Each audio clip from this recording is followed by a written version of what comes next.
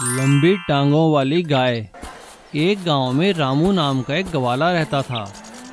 उसके पास काफ़ी अलग अलग किस्म की गायें थी। कोई गाय भूरी थी, कोई नीली, कोई सफ़ेद, लेकिन उनमें से सबसे खास एक काली गाय थी जो पहाड़ी नस्ल की अच्छी गाय थी। वो सभी गायों में सबसे ज़्यादा दूध देती थी। रामू उसे खूब प्यार करता था। ये देखकर बाकी गायें उससे जला करती थी और उसका मजाक उड़ाया करती थी, क्योंकि वो रंग की काली थी और कद में काफी छोटी भी थी। लेकिन काली गाय उन सभी गायों के सामने किसी बात पर गौर न करने का दिखावा किया करती थी, लेकिन वो मन ही मन में रोया करती थी। हे भगवान, मैं इतनी छोटी और काली क्यों हूँ?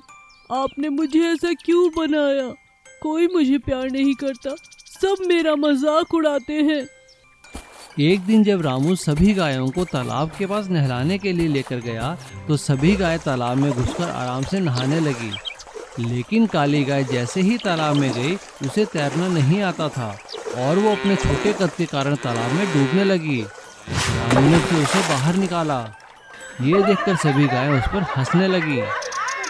काली गाय को इस बात का बड़ा दुख हुआ और वो दुखी होकर जंगल की ओर भाग गई और जंगल में एक जगह पहाड़ी के किनारे जाकर रोने लगी।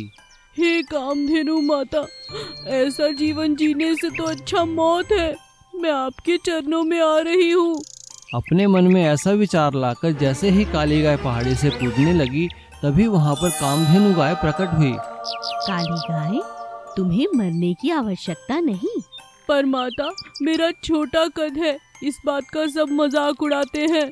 ये टांगे किसी काम की नहीं, ये शरीर किसी काम का नहीं है माता। हर किसी को सोच समझ कर धरती पर भेजा गया है। तुम्हारा दूध इतना स्वादिष्ट है कि रोगों का निवारण हो जाता है और कई लोग उससे जीवित रहते हैं। तुम्हें मरना नहीं चाहिए। और क्या तुम अपने मालिक को भूल गई जो तुम्हें बहुत चाहते हैं? और रही बात तुम्हारी कद काठी की, तो लो, तुम्हें वरदान देती हूँ। जब चाहो अपना कद आकार बदल सकती हो। काली गाय को वरदान देकर कामधेनु गाय वहाँ से चली जाती है और काली गाय वापस आ जाती है। एक दिन अचानक काफी तेज बारिश होती है और बारिश का पानी रामू की गौशाला में घुस आता है। सभी गाय वहाँ से भागने लगती हैं, लेकिन तभी काली गाय को कामधेनु माता का वरदान याद आता है और वो आंखें बंद कर वरदान मांगती है। काली गाय की टांगें लंबी हो जाती हैं। ये देखकर सभी गाय हैरान हो जाती हैं। सभी गाय जैसे ही भागने लगती हैं, पानी इतना तेज हो जाता है कि सभी गाय भी डूबने लगती हैं। लेकिन काली गाय अपनी टांगों को जितना चाहे मर्जी लंबा कर सकती थी और सभी गायों को डूबता देखकर वो सभी गायों को अपनी पीठ पर बिठा लेती है और सभी को लेकर बाहर सुरक्षित स्थान पर आ जाती है। अब सभी गायों को अपने किए का पछतावा होता है और वो काली गाय से माफी मांगती हैं। काली गाय, हमें माफ कर दो। हमने हमेशा तुम्हारे रंग रूप का और कद काठी का मजाक उड़ाया है, मगर आज तुमने हम सबकी जान बचा ली। हमें अपनी गलती का बहुत पछतावा है। हमें कभी रंग भेद नहीं करना चाहिए।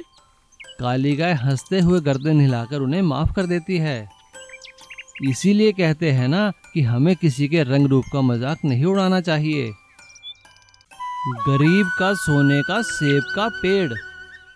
एक गांव में चंदू नाम का एक आदमी रहता था। वो बहुत गरीब था। वो पास के गांवों में लोगों के खेतों में काम करके अपनी रोजी रोटी कमाया करता था। सभी लोग उसे मेहनत मजदूरी दिया करते थे और खाने को खाना भी दिया करते थे। लेकिन जगन सेठ बहुत ही चालाक था। चंदू जब भी जगन सेठ के बागीचे में काम किया करता था तो जगन सेठ उसे कम पैसे दिया करता था और खाना तो दूर, उसे पानी भी पीने नहीं देता था। अरे चंदू, क्या कर रहा है वहाँ पे? काम धंधा नहीं करना है क्या तूने? बस जब देखो खाना खाता रहता है, पानी पीता रहता है। चलो चलो, लगो काम पे। हाँ सेठ जी, बस जरा प्यास लग गई थी, अब अभी सारा काम खत्म कर देता हूँ। हाँ हाँ, ठीक है ठीक है। एक दिन जगन सेठ जब अपने गोदाम में पौधे देख रहा था तभी उसकी नज़र वहाँ पड़े सेब के सूखे पौधों पर पड़ी। अरे ना जाने ये मुंशी जी कहाँ से उठा लाए हैं पौधे, सूखे ही पड़े हैं, क्या करो इनका। तभी वहाँ पर चंदू आता है और वो जगन सेठ से कहता है, सेठ जी सारा काम खत्म हो गया है, आप मुझे मेरी मजदूरी दे दीजिए, मैं चलूँ फिर। तभी सेब के सूखे पौधों को देखकर जगन सेठ को एक आइडिया आता है और वो चंदू से कहता है, अच्छा इधर आ, एक काम कर, ये सेब के पौधे हैं, ले जा इन्हें अपने आंगन में लगा लेना। सेठ जी मैं इन पौधों का क्या करूँगा, ये तो वैसे ही सूखे हैं। ले जाने हैं तो ले जा, वरना जा यहाँ से, कुछ नहीं मिलेगा। चंदू चुपचाप वो सेब के सूखे पौधे उठाता है और अपने घर के आंगन में जाकर लगा देता है। वो उन पौधों की बड़े अच्छे से देखभाल करता है। 1 महीना बीतने के बाद चंदू के आंगन में सेब के पौधे लहलहाने लगते हैं। अब उनमें फूल भी आ जाते हैं। चंदू ये देखकर बहुत खुश होता है। अरे वाह, मैं तो इन पौधों को बिल्कुल बेकार समझता था, इन पौधों में तो फूल भी आ गए हैं, अब जल्दी ही इनमें सेब लगेंगे। एक दिन सुबह जब चंदू उठकर अपने पौधों के पास जाकर देखता है तो वो हैरान हो जाता है। उसमें सुनहरे रंग के सेब लगे हुए थे। अरे वाह, ये सुनहरे रंग के सेब, ऐसे सेब तो मैंने आज तक कभी नहीं देखे। चंदू सभी सेब तोड़कर शहर की मंडी में जाता है। सेब के व्यापारी सेब देखकर बहुत खुश हो जाते हैं और वो चंदू से कहते हैं, अरे भाया, कहाँ से लाए हो ये सेब तुम? ये सेब तो मिलते ही नहीं है यहाँ पर, क्या दाम लोगे इनका? सेठ जी जो देना है दे दीजिए। अब भैया मैं तो इनका 1 लाख रुपए दूंगा। क्या कहा, 1 लाख रुपया? अच्छा ठीक है, 2 लाख ले लो। चंदू हैरान हो जाता है और 2 लाख में वो सभी से व्यापारी को बेच देता है और वो पैसे लेकर घर आता है। लेकिन अगले सुबह वो देखकर फिर हैरान हो जाता है क्योंकि सुनहरे सेब फिर से पेड़ों में लगे थे। इस तरह से सुनहरे सेब बेचकर चंदू की बहुत अच्छी आमदनी होती है। चंदू की इस तरह से कमाई होते देखकर जगन सेठ अपना सिर पीट लेता है। अरे मैंने ये क्या कर दिया, मैंने तो सूखे पौधे समझकर इसे दिए थे, देखो तो ये तो मुझसे भी ज़्यादा सेठ बन गया है। हे भगवान, मैंने अपना नुकसान खुद ही कर लिया। और इस तरह से उन सूखे जादुई सुनहरे सेब के पेड़ों ने चंदू की किस्मत ही पलट दी। इसीलिए कहते हैं, हमें किसी भी चीज़ को बेकार नहीं समझना चाहिए, उसकी अच्छे से देखभाल करनी चाहिए। बैल और ट्रैक्टर की रस्साकशी।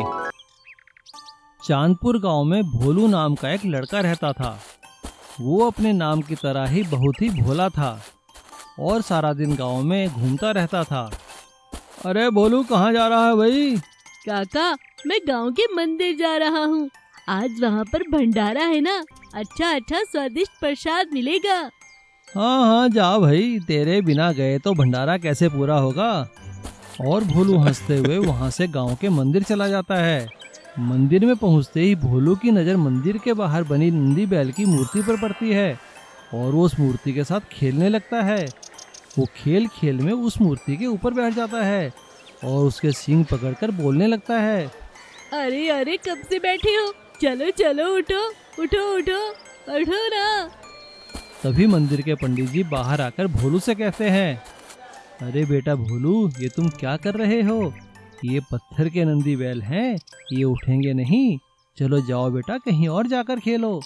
पंडित जी की बात सुनकर भोलू बड़ी मासूमियत से कहता है, नहीं, मुझे पूरा यकीन है पंडित जी, ये नंदी महाराज एक दिन जरूर उठकर चलेंगे, मेरी बात को नजरअंदाज नहीं करेंगे।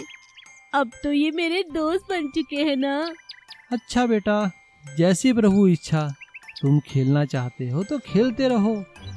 और भोलू वहाँ पर रोज आकर उन नंदी बैल से खेलता रहता है और गांव के सभी लोग उसका मजाक उड़ाते हैं। एक दिन जब भोलू नंदी बैल से खेल रहा था, तभी वहाँ पर विजय नाम का एक लड़का अपना ट्रैक्टर लेकर आता है। वे सभी भोलू का मजाक उड़ाने लगते हैं। पगला भोलू, देखो तो क्या कर रहा है। हाँ, देखो तो कैसे पत्थर से खेल रहा है। अरे ये तो पागल है, चलो हम लोग ट्रैक्टर की सैर करते हैं। बच्चों को अपना मजाक उड़ाता देखकर भोलू उन बच्चों से कहता है, देख लेना, मेरे नंदी महाराज इस ट्रैक्टर को निकालकर भगा देंगे। अच्छा, तुम्हारे नंदी बैल उठेंगे, मेरे ट्रैक्टर से रस्साकशी करेंगे। ठीक है भोलू, तो 2 दिन बाद अपने नंदी बैल को लेकर गांव के बाहर मैदान में आ जाना, वहीं पर फैसला हो जाएगा कौन जीतता है, मेरा ट्रैक्टर है तुम्हारे नंदी बैल। और सभी बच्चे हंसते हुए वहाँ से ट्रैक्टर पर चले जाते हैं। बच्चों के जाने के बाद भोलू रोने लगता है और वो नंदी बैल से कहता है, नंदी महाराज उठो ना। ठीक है, अब मैं जा रहा हूँ। अब मैं यहाँ कभी नहीं आऊँगा, आप आएंगे। और ऐसा कहकर भोलू रोता हुआ अपने घर चला जाता है। देखते ही देखते 2 दिन बीत जाते हैं और भोलू मंदिर नहीं जाता है। लेकिन 2 दिन बाद वो गांव के मैदान में जाता है। वहाँ वो देखता है कि विजय ट्रैक्टर लेकर उसका इंतजार कर रहा था। भोलू को अकेला देखकर सभी बच्चे हंसने लगते हैं। लेकिन तभी वहाँ पर अचानक से एक बहुत तगड़ा बैल आ जाता है। लेकिन वो बैल चुपचाप भोलू के पास आकर खड़ा हो जाता है और बड़े ही प्यार से गर्दन हिलाने लगता है। भोलू उसको प्यार करता है और उसे नमस्कार करते हुए कहता है, अरे अरे, मेरे नंदी महाराज आ गए। आओ महाराज आओ, इस ट्रैक्टर को निकालो और फेंक दो बाहर। देखो मेरे नंदी महाराज आ गए। मैंने कहा था ना। माँ, तुमने देखा ना? देखो देखो, सब लोग देखो। भोलू के ऐसा कहते ही बैल हुंकार भरकर आगे बढ़ता है और ट्रैक्टर को खींचता हुआ दूर ले जाता है। ये हम जीत गए, जय भोलेनाथ। इसीलिए कहते हैं कि भगवान भक्त के वश में होते हैं।